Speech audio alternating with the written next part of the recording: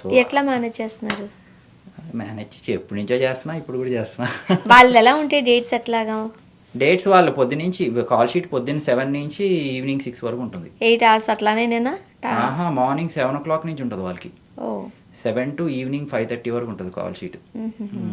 అక్కడే ఉండాలి, లేకపోతే డైరెక్ట్ కోపం వస్తుంది. నేను అనేది అదే, ఇప్పుడు మన దగ్గర ఖచ్చితంగా ఒక 8 గంటలు పనిచేయాలనే రూల్ ఉండింది సినిమాల్లో కూడా. అక్కడ కూడా ఉంది. అక్కడ కూడా ఉంది. ఉంది. అక్కడ కూడా 8 hours అయినా ఇంకా మించి ఉందా తక్కువ ఉందా అని. పెద్దవాళ్ళు తక్కువ ఉంటుంది, 2-3 hours 4 hours ఉంటుంది, వెళ్ళిపోతారు వాళ్ళు చూసుకుని.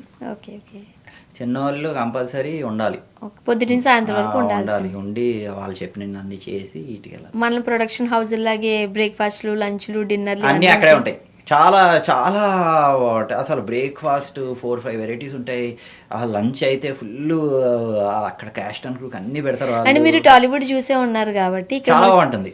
చిన్న ఆర్టిస్ట్ అయితే చాలా బాగుంటుంది, అసలు అన్బీటబుల్ ఉంటుంది. ఇక్కడ చిన్న ఆర్టిస్ట్ని కొంచెం చిన్నగానే చూస్తారు, పెద్ద ఆర్టిస్ట్ని పెద్దగానే చూస్తారు. అక్కడ కూడా అంతేనా? అక్కడ కూడా అంతే, అలాగే ఉంటుంది ఆల్మోస్ట్. అంతేనా? చిన్న ఆర్టిస్ట్కి ఒక రకంగా ఉంటుంది, పెద్ద ఆర్టిస్ట్కి ఒక రకంగా. Timing okay. వాళ్ళ పిఆర్ టీమ్ ఉంటుంది అక్కడ ఒక్కొక్కరికి.